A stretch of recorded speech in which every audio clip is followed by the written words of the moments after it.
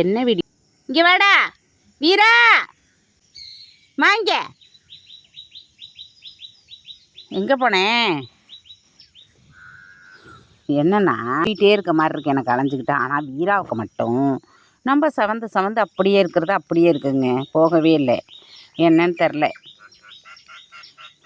நேற்றுக்கு தான் குளிப்பாட்டினேன். பார்த்தீங்கன்னா சாணியெல்லாம் வந்துட்டேன் என் பின்னாடியே வந்துட்டு. ஐயா இதை தனியாக விட்டுட்டு விளையாட ஓடி போயிடுது. இது பாவமா சின்ன குட்டியிலையா கடிச்சிரும்னு சொல்லிட்டு நான் எங்கெங்கே போகிறேன்னா என் பின்னாடியே வருங்க. உட்காந்துடக்கூடாது, உடனே வந்து மடியில் படுத்துரும்.